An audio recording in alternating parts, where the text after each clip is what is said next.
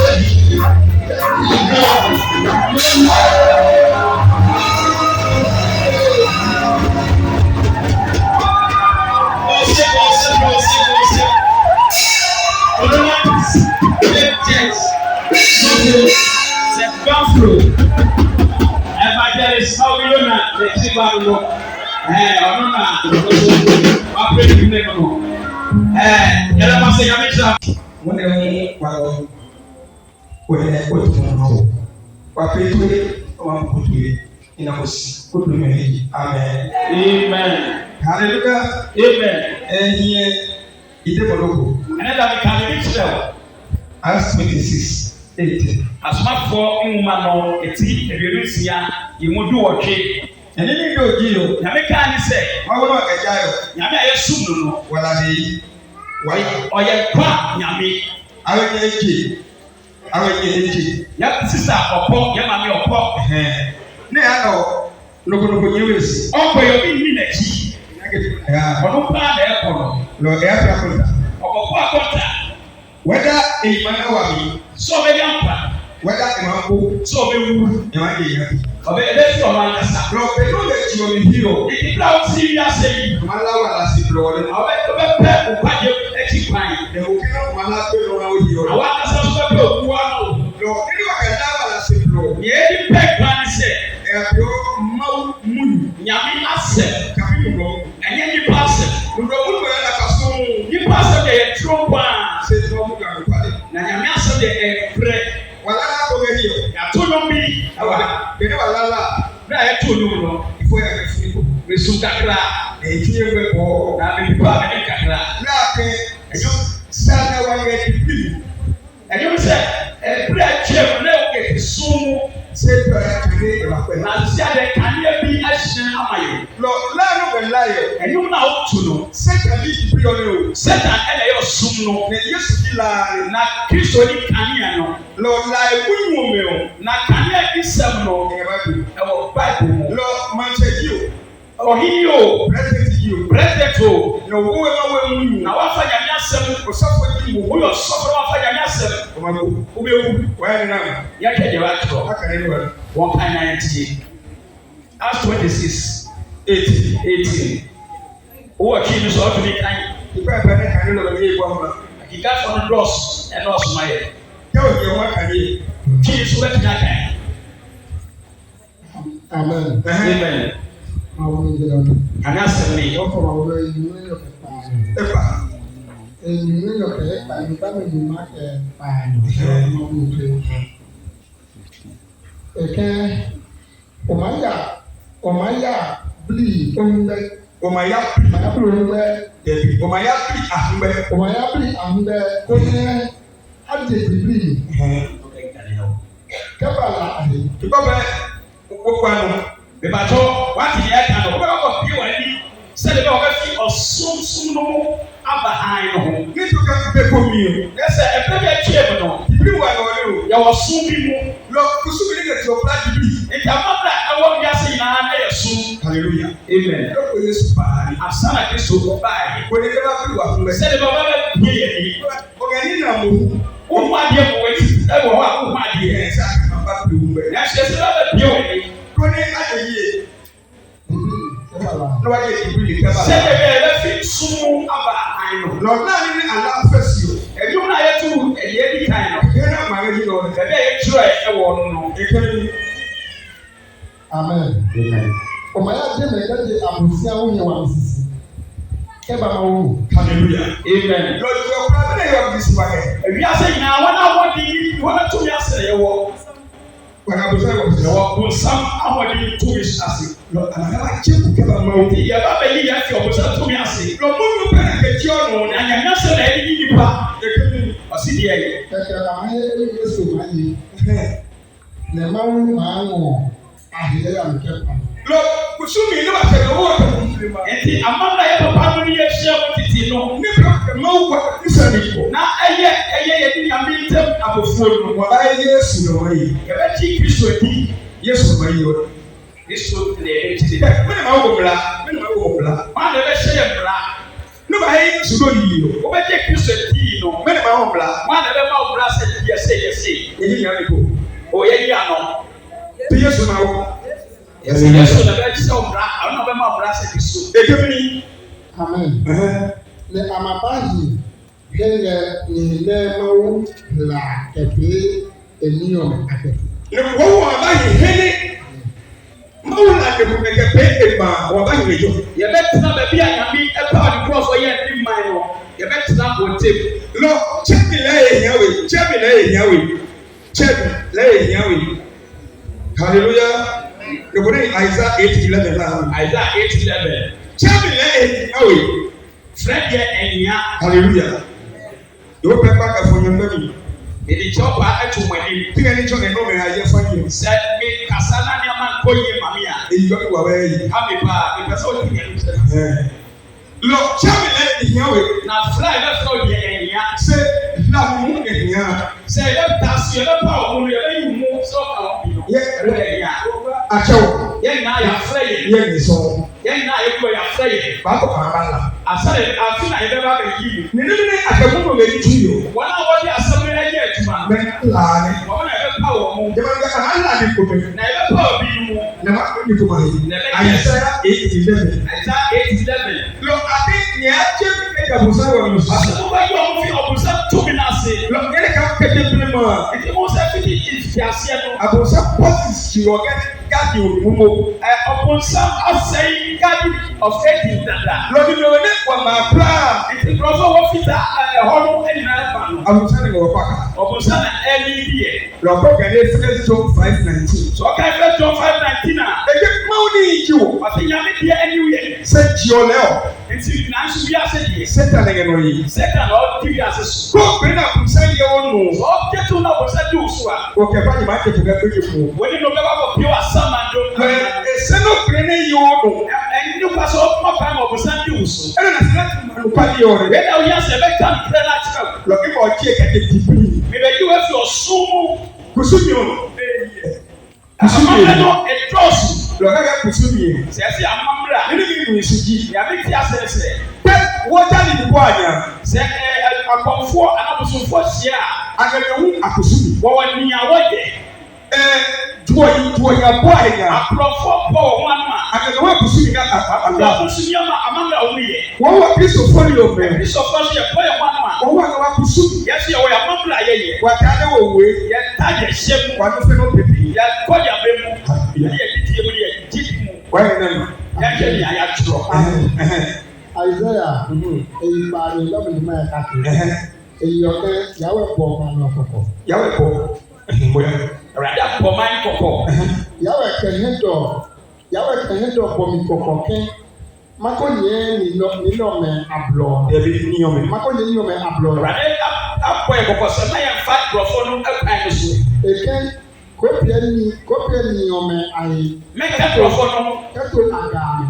Na uni mo enche wo mo anya wo madia na mo mbra no uni mo enche Ni me aye ni me ayo yi ni me ayo yi ko ye be nyama wo mo suro mo mesuro mo ne we ko pe ore wona abusia no esia no ko obi ewu ne abia na ye kwa ko ye yi no tekle me na o na o ka se won ye pa bi o mahina ya na wo de o ko saman no ho o pa bi o mahina na obe ka bi afa saman no e ke ye bi le o se bi ba die we apia me ko ka wo kama agame na so o bi se la afa saman no a ni me ayo yi nyama wo suro no mo ko ye be mu mesuro let me this one Ghana pra na e this one me dey pese Ghana sama nyina wo betu bi wo be dia me wo de ni ga ha no se na me hwe mi de mo de ko ani na wo do so sama nye kesi yo musi ne ne ga wa bi ade a wo ye mu no de ke ni ga esu je de wo bi ase kunyu no anje do na sa wo kura fi no ga pare ko bi do pe wo so sama kitu awe o no no ke hi me bi wu wo kura wo ni tira fi a o ye no ko hi me bi wu wo yi la wo ni tira fi a na no ne agbe ye no ani na wo so no hallelujah amen ka ba de kwino sama ku nipa ka de kwino sama ku nipa ne ne kwe no ade a ku nipa ni se be ye ma cho ne ne kwe no metro ade a ku nipa no ni do pa ne me ha wo ti ma mo ha sama ni aga fina che ade yo after obi a fẹ́ sama ni e ga ko ọwọ́ handcuff mu ne e ga kweji na ọwọ́ sama ni lo yesu ya lejo na Yesu kọ̀ ọ́ ni ma ya lejo ọkọ̀ ọ̀nà ya le so ha gbo ko ọkọ̀ fiada enyimire ne e ga kweji na ọwọ́ sama ni họ ne ho ho e lejo na mẹ́mẹ́dá so wọ̀ họ ba wo tu fiada no pa no ne ti ọ̀fi họ ni ma ji yo ọbẹ̀ firi họ no e ko ki o ge setan yi ọ̀dí asama ni safa no fi sẹ́tàn o ne e ga o ma che ni o ọ̀dí kọ̀ ọ̀sùn àhìlíye mu ne lo ti a e ya ne na ọ̀tù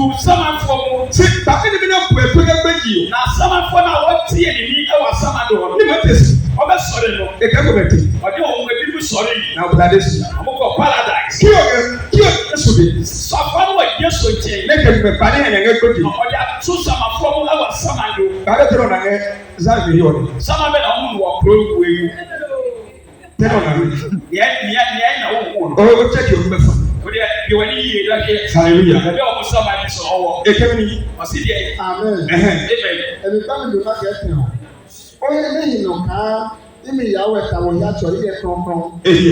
ẹ kí wọ́n tó. ọ̀sẹ̀ mi kẹ́tù ọ̀sẹ̀. ibi ni mo ní bá yẹ èsì o. ní àwọn bá bẹ dì mí tì nù. ìyẹn kọ̀ọ̀kan. ìyẹn kọ̀ọ̀kan. lọ nù mí. ètò ìkọ̀ọ̀fọ́ nù. kó ayi. mẹ́ka wọ̀ hù. aka mi. n'asọ̀ ọ̀bí ṣẹ́ mbìlá náà. first Chronicle 10:30.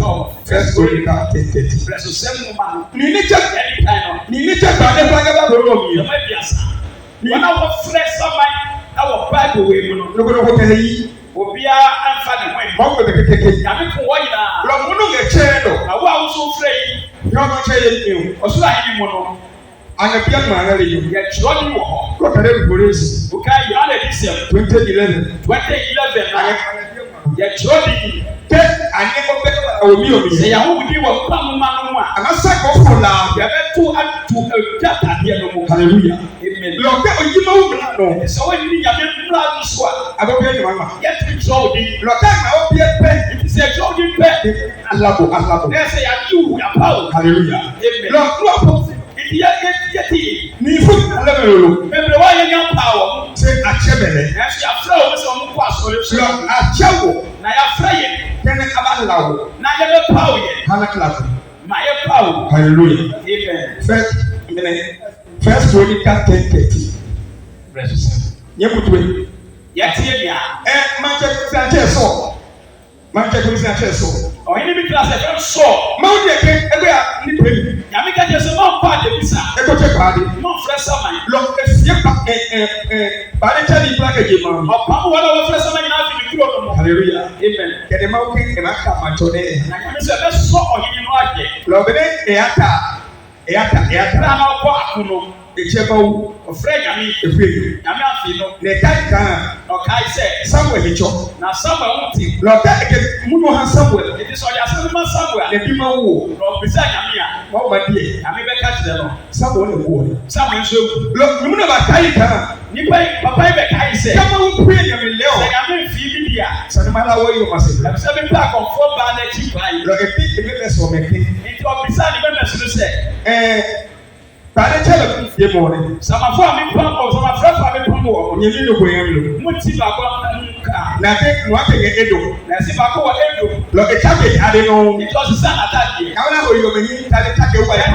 Wana wodi drama fi sa wa attack. Hallelujah. O ba ko no ma ke to la. O be ku no wa ka pio wa sama ni. Te ka ade o le ba. O ka fresh sama no ba. Hallelujah. Se nyine ka Samuel we paradise. Na o so Samuel paradise. Galoi. Otifo ne achele ye friend no ma ucho Samuel pe ba nyame suma Samuel sheko lo ekeske je peki na so fi o sorry no physical na we hu no ne bi so okesi obisa so se ni anu ha wo mi ade na wa ha mi e na wo kefo be be ni metu no ni anu ha wo mi ade na wa ha mi ni wo yo na ina leo na sama konfo ba no hu no le te ateke pa ade o se ye friend Samuel ni de so de tu na o ka je sorry se so ko ye nyawi sorry wa di dem ina no ko de ko je ka sun ke ba e wo ni pe bi obvious from ever e jonu mu be ni he pa se de ni pa city sorry ka Samuel sorry se e Samuel eno mi hile kasa na chekwadi we ti e bi kasa was e fresh Samuel yo ne chekwadi o sita o fresh Samuel ni ye why na ya yeah see First Chronicles chapter 3 verse 13 eyima ayibani ni maka ita sorrow go eda ka eyi yawe anokwane eto yawe mra no jihana hu eya ni pelomo ne eya chekwadi ne ebile gawo 14 se yawe mo hu le ebiwe le gawo eno yio yawe bele ne emo emate no ha esabide Ogboro wa Yesu. Onsema Kristo. Hallelujah. Amen. Ebe achele. Wa ko fre no. Nne ma Yesu. Ya ba wa chi no. Ona. Wati ya ba ye. Second King 1:1. E ache. Wa ko fre. Nne ma Yesu. Ya ba wa chi no. Ono je no ne o. Wa se na ye. Lo no e pe mi le o. Ade ni ye die.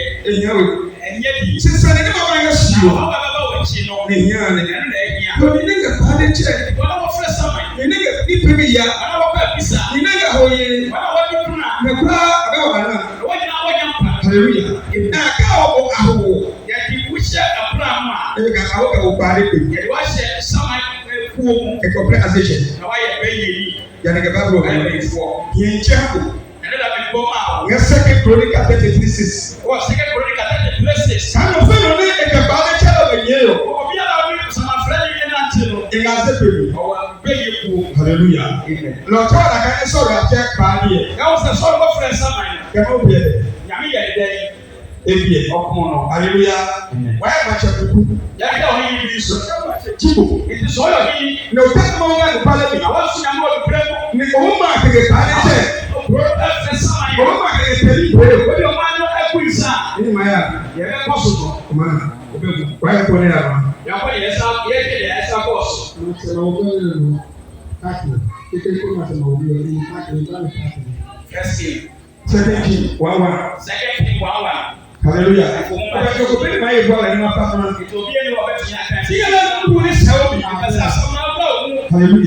What are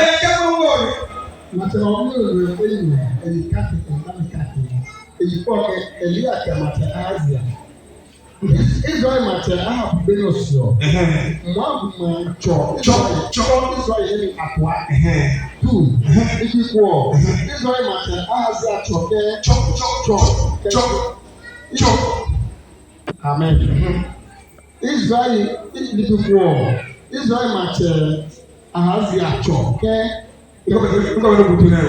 Kana ko ngani ifuso kate kadi oke e chocolate yo we nenge Samaria first of kebanusi na e flower hallelujah man chando o hini we e je mo no lura fi yami le jimba pade nya ti no na ba samafo no mo le ti mo ti yami no nya ho na dre lo e ko tu mo da o to fu so de bia se mo na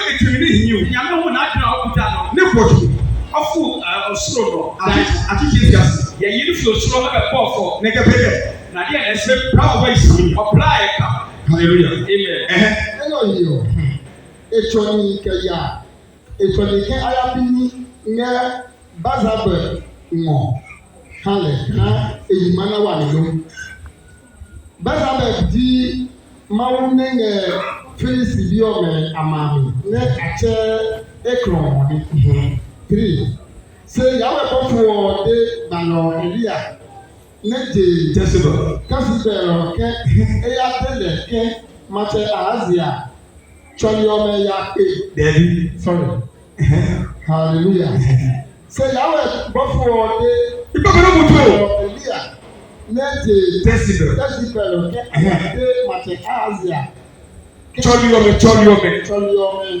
ya pe ebi me ke many hate ni ya bi ni ekron mawo basama no hallelujah lo ne ma chopla wahini no apply no osofo ke se ya ku esi osofo ho so akobisa na se echoni ke ya ni osuma amafo so ko adebisa ye ni ka choko ko ya pe ba ke ba de ko ya o se suma so ko fresa ma ya me ko ka choko ke ya pe ni ko ko se suma so ko ye ko fresa ma ya ko ke adia lo do de ke sa me ko bofo wo ke bi nti ho na bofo edi mika na eke ba chore eke chore be ya pe no ni suma fo ko shia e eke mi anima wo Israel 4 ye ya le ye ya de Mateo ke yawe ke labi ne epra eyibe wa na yi omako hallelujah ina ya cha pa de obi na we are go fresh sama dia the boss mo de ko ka tire me la ho ni no ono so ye bia ka fu ni ni mo ko de ka de yi o ba wa na nyame pum wo so ma fresh sama no ni mo ko de ka yi na nyame fra so ma fresh sama ki wa pum wo no na ma ye lu ka wa ma ama waka saa be se wana to awesa yo ke mo be pani te o ko e sa wo so fresh sama ya wo be hallelujah amen Jonah 1:8 ma to we ya ko Jonah 1:8 Jonah 1:8 itira eye tuma lo ka de ya ko se se eye tuma aha na ko we ya frama owufo aha bele ko pe ya ya frama bla wa ye boni na o ga na o pia o a ba so onu hu ne ma woni na mo ko na nya mi o mo ko lo wa ga kotoku enyo kotoku e wa kotoku o mienu e ko ne ni ka wo ko problema ya ri sha ke ko kum tete no ne ya e ko wo yimi no do yo wa ga roba no ana e wo roba no le out na roba de ni on na e ka se fufufu na e ni wo mo ne ya ni no lo be o ne la ka puo no na se o pe se ke o tro ne la ka puo na sa o sia na afifle e ku so a o e bi no ko na ho e ka o ni ma ko ko esa ko ko ko na ke pio ya e na e die ka o be ya so ye ko ni a se se ta pre na so se ta asisa ne ka ba o ko ko e pio na ya be che owufo ne yi mo ni lo ka no ku o it so tu a ke wa ki yi wa na ya se ne ko na ya le o ya o wu o ko ne 5 point na de aye 5 ama hallelujah amen sa ka si no e o se e ke mi Jonah 1:8 amen ya wa ka le lo ne Yona ye ka wa Jonah 1:8 e be pa de ko ti se yo ma ko ko ba kan ha aka ni pa na ma wie lo yi na se na so abi de ke ti o ye bisa se Jonah 3:8 amen Yona e pa no e ye te me ba mi pa nya le pa ma mo ke lo to an ne bu pe pe ya bo ko ne ana ko ne ka he pia mi obia afra eye kotokuo na fi onya ahomu ngani ni ke le we tuo ahe awo nipa ni mwanya eniye no fe ne ka bu pepe ya bo amafo nyina afra eye kotokuo ituma na ya poke je ni no le baby enya eye tuma no afi lo be o ha it is ofra no wa pia na o nu ho a before you say me na edisio everyone o ko mo wa mo be kika o mo ba to no na ya me ko ni be chi I don't know what about that say family e ni ka say mama sama o de mo le ka o ko su yo ni bi yu mi o na ya me se be ya de tu say amamre. They have a warning any union. Na wa ko awade. Ecclesiastes 9:8. They have a warning any. Ecclesiastes 9:8. Hallelujah. O say ka Where is your Lord? Ti pro ye mu wote. Hallelujah. E kan ga ka ba ko na bi asema. No, go on the baby. It is a one pay ya. When you pay her bad Ya tutu ma sama ya no ko.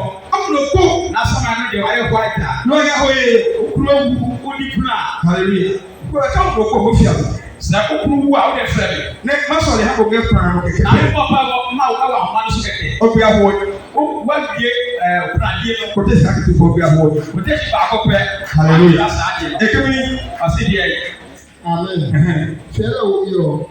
Eyi paano, eyi paano, eyi paano, eyi ne eyi paano, eyi ne eyi paano. Nyalo mamufe. What are they here between? Eyi, oye na di o. Bayi di eka yo. Mini ẹni mawu de Ya no. ta de white de bia. Mini ẹni mawu de no. Ade tena ya me ka. Pẹ̀wé no. Wa ye we. Kúndùn kọ́nà bò ní àwọn kẹmẹ yìí yìí. Se de be o ya pa ko se ta tuntum no. Lọ mẹ́kọ̀ọ́ kò tí sùgbọ́n kò bí àwọn ẹ̀dọ́ àkàdé. Ko te si ya o ko fi ya na ko kan. Àwọn ìwé yóò ní ẹ̀bá ìbò yóò ní. Prani ba yenu de wo ba do bran na no. Yenu de wo ba do. Wàgàzé kyè.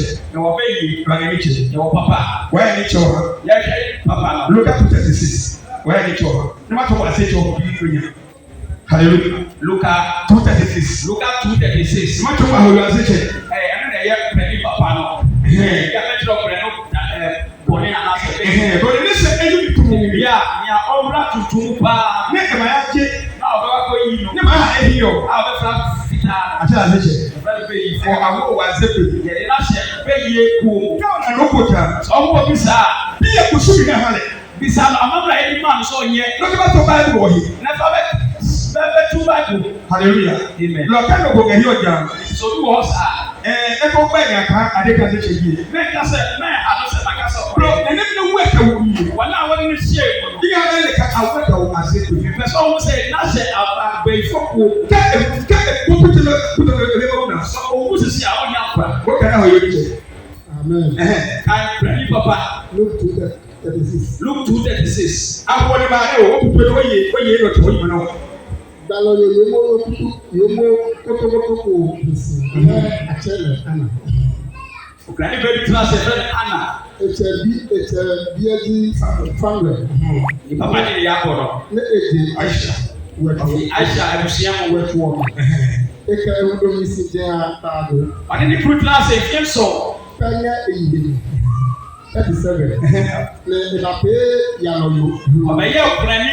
Lóòótọ́ àti èyí gyɛn a ní paado. Yɛ Ukraine. Ɔbi bla na ɔnya ɛyɛ tie de ɔtwe. Hallelujah. Ti papa ọmọ náà yìí ni ẹtí yóò ní o. Ìbàjẹ́ o bá jẹ́ wọ́n ti mọ̀ nà mí yẹ no. Kó lè sì di èyí o. Sàkó di abúlé. Àmọ́ àwọn kábàá àbúrò mi sá. Yẹ kí wọ́n bẹ ṣe plan mu. Yẹ ká bú wọ̀. Na so wu a. O de bibi akɔ hyia ɔpa no so. Hallelujah. Amen. Eke mu lóyún sí. Ɔde ne kuru tena ase. Ne ìbá Na ne kuru bɛ wu yi. ne ìbá fẹ́ àwòye. Na ɔbɛyɛ Ukraine ba. Wọ́n yẹ kí ẹ yà bọ̀. Yan kɛ sɛ ɔsi di plan. Yóò náà wà lè pín ní sọ̀rọ̀ ìlú. Àwòye fẹ́ sọ̀rọ̀ ní ọ̀rẹ́. Ne nan twa wɔ asɔre dan mu. Yóò bẹ pẹ̀lú túwó ìyẹ̀mọ́ Enyimire ni ebien nyinaa wɔ nyame dan mu. kẹwọn ha mi. Ɛne akɔnkyere Ẹ̀kọ́ ìfà mi. ɛwɔ ɛne baibɔ. Hallelujah. Yẹ kọ̀ ní àwọn ìpapà tó. Mo fɔ nsɛm a Ukraine ba papa. Hallelujah. Yà tó wọ àzẹ́jẹ̀. Wɔtwerɛ ɛyɛ Ukraine ba a ɔyɛ bɛyifo. 1 Timothy 5:15. 1 Timothy 5:15. Àzẹ́jẹ̀ ọdún náà rẹ̀. Nea ɛyɛ papa no. Hallelujah. Ɛyɛ sɛ adeɛ no ni. Ọkọ̀ máa kà ní kápẹ́sì kápẹ́sì ọ̀bẹ kà ní ẹ̀tẹ́ yẹn. Yɛbɛka baako de yɛ kan na ɛde adwumadi aba yi. Nínú ọ̀bẹ kà ní ọ̀hún àzẹ́jẹ̀ yìí. Nea yɛ kan so ɔno so yɛ bɛyifoɔ. Lọ́wọ́ kẹ́ Genesis 38 Ɔno yɛ ɛwɔ Genesis chapter 38 verse 18. verse 8. Lọ ẹ fẹsọ̀ ẹ hà yín yìí. Na first no ɔfra tuntum no. Lọ ẹ jẹ Ɔyi. ní aha ẹ̀tọ́. Ɛna ɔfra white. Lọ ẹ yà kyẹn náà. Na ne ase ɛho no. Lọ bẹ̀rẹ̀ ẹ yẹ yín yín omi. Bra na ɔwɔ tuntum no. Ní bàtà kìí. Ɔbɛsisan no. Ẹ yẹ tọ́ yóò yìí. Ne kuro wɛ hyɛ no so. Ní ẹ asọ̀rọ̀ yìí. Ɛna ɔbɛsi ne pɛ. Ní kẹ́ ẹ náà bọ̀ lọ. Ɛna ɔne ne dae. Àfọwọ́ yìí. Ɔmo yi wutafoɔ. Àwọn ọ̀rẹ́ wọn yà kyẹ bàtà àzẹ́jẹ̀ yìí. Ɔba pɛni a owari wase no ɛyɛ Àwọn wúyɛ yìí bɛyifoɔ. ní kẹ́ ẹ yà kyẹ bá 1 Timothy 5:15. Ní kẹ́ ẹ yà kyẹ bá yẹ o. Kí a ti kyẹ yìí. Ɔpɛni a owari wase no wúyɛ bɛyifoɔ. before. Mini hane eyowe enyache enyacho yowele. Ade na ase no em So ma wo yu emuhumbe. say ya me ajida ne huhum ani. Bele ke jino one. Say the team. Ahori wo ko jino. Credit ba ni bi. Hallelujah. Ase cho jino one. Preach before no. Ase cho ka jino one. First Timothy chapter 5 verse 15. In the end of the day. Ikawe. Ede ka ya lo come pare ya nye satasi. I say credit ba ni bi for this sakachi. Nada. Ahori ne ke seta ke yo ala. Credit ba ni seta nanti no.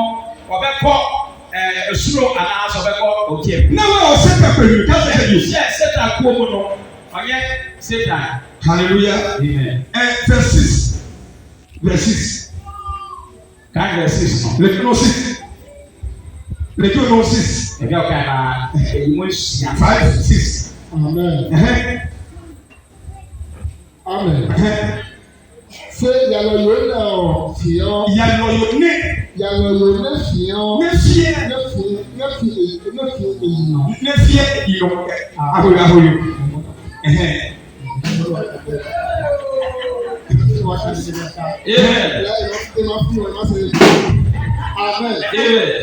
Say yalo yo na fio no. Tabi ne fie yo. Ne fie yo. Yalo yo fie no. Ne be prayer yo ye. Pẹ̀lúbà ọjà ìpàgọ́ ní ọtí àṣẹbíyẹ ẹ̀sùn ewu dada. Hallelujah. Tó náà wọ̀ ìwọ̀ yọ̀. So ẹ̀kọ́ wo ìgbà yẹn last one of the market data. Last one ẹ̀fẹ̀ yìí. Hallelujah. Lẹ́jọ́ nù 5. Ọdún tún 5 people tí wọ́n náà yẹ ká ní 5. Ọkọ yẹn ní jẹ́ o. Ìbàjọ́ owó ọba ẹgbẹ́ owó kò èyí à náà jọ́ jù. Lọ́kọ̀ ọ̀gbọ́n àwọn ẹlẹ́gà ẹ̀ẹ́dẹ̀gẹ̀ fẹsẹ̀ kò. Ìdíyàwó pẹ̀lúbà ọ̀nà àmúṣọ ìjà sí. Nínú wọ́n àhòrò. Yẹ́n ní sẹ́ pẹ̀lẹ́ mu. Why you don't have 6 o'clock? O bẹ di aso na bọ 6. Akakane wasi. Yàfa kàní ẹ̀ ẹ̀ la. Hallelujah. O bẹ da sumu 3 days. Fún àwọn sọ̀rọ̀ àdúrà yìí fún ẹ. Sọ o bẹ da o bẹ sigi so kama. Ní ìgbà àjọ kọ̀ kọ̀ bá wọ̀. Na sábà yẹn ní o bẹ da. Hallelujah. Amen.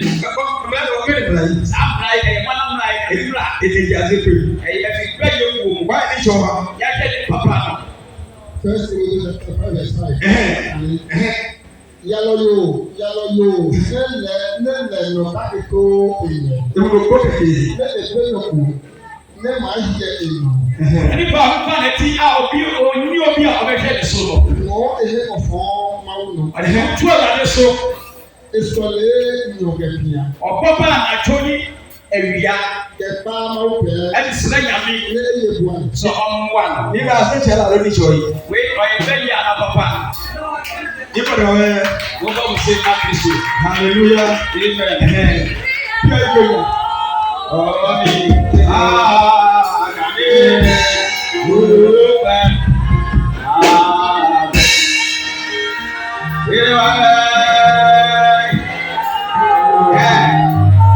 Reference yẹn máa fúró ní Amẹ́ríkà.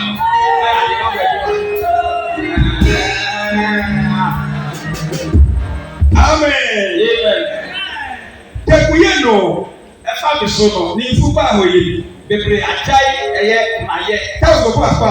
Sọ̀pọ̀ ayẹ kó wa. Àwọn yóò fò lọ́wọ́. Èdè mi fóònù bẹ́ẹ̀ bá wa. Àbòyò náà gà ṣe àgbàwò dáṣe yìí. Kùràmì bá a wọ́n di àdánsì yẹ. Ẹni ní ìtọ́ mu. Wọ́n ní ẹ má kyerọ̀ ọ̀nà. Agbègbè yìí yà. Wọ́n nam sáà. Ṣé nínú èpè nù? Na ní ẹkú nípa. Ní èpè nù kẹ́ òdòkú wò. Ní àkókò wù ní ẹkú nípa ní sẹ́. Kẹ́mi àyè kan tó 5:10. Ephesians chapter 6 verse 10 hɔ no. Máa yẹ kọ́ yóò mi. Yɛwɔ som tumfoɔ. Mbẹ́rẹ́gẹ́ ti bí òmìnira ni. Wɔn a wɔsom no. Àbúrò yìí wí tó ní. Wɔyɛ dwumadí nyama. Mẹ̀rẹ̀bá kò kẹ́mi ìdàgbà dé kí wọ́n bá Ɔbaa dé o. bɛ kún dɛ ɛsɛ ɛyɛ saman. Ṣé bá yọ̀ láwọ̀ ẹ̀ kọ̀? Na saman yɛ ama na hankɔf. Nẹ̀gẹ̀ gbẹ́jẹ̀. Ɔno wɔ asaman do. Ní ma kẹ́rọ̀ yìí ma kà ní ẹsẹ̀ kìí ẹ̀fẹ́ sí o. Sɛ nkɔ fi na ɔka Ezekiel. Yà kà ní 24:50. Ezekiel 24:15. Máa dé ẹsẹ̀ kẹ̀kẹ́ adé máa kẹ́ akọ yìí àhọwọ́. Nyame ka kyerɛ Ezekiel sɛ ɔkɔ ka kyerɛ kuro no sɛ náà ní kura no bio. Ẹ yẹ ká musu yìí. Ɛyɛ wusuo. Lọ ẹsẹ̀ kẹ̀ yà fìyẹ. Nti Ezekiel kɔ kaa asɛm no. Bẹ́ẹ̀ni bàbá yọ̀ mi pẹ́. Bra ɔbɛba fie pɛ. Ìmọ̀ yà pé èyí wọ̀ kẹfù sílẹ̀ yìí. Nyame ɛkɔ kum ne yere no to fie. Wọ́n tó kọ́ yìí àhọwọ́ Ɔna ɔsɛ náà yɛ yɛ kura no. Ó yẹ kó. Oyire egu. Tó má pèkẹ́. Ɔbɛyɛ dɛ. Ẹsẹ̀ kìí bà. Ezekiel baayi. Èyí bílà nù. Ɔdi mmaa so. Àwọn yóò náwó náà. Brani ɛtu nu. Àwọn yóò tó wẹ̀ mu nù.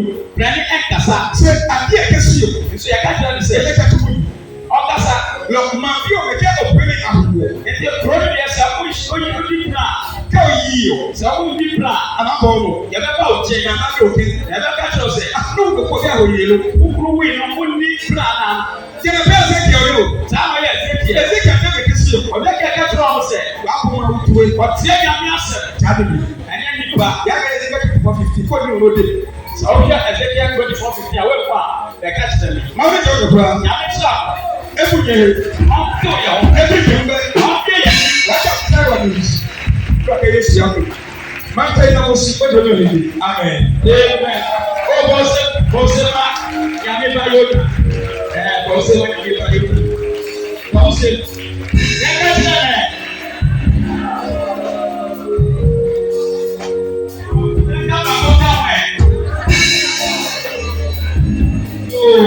yɛda mo ase yɛbɛsrɛ mo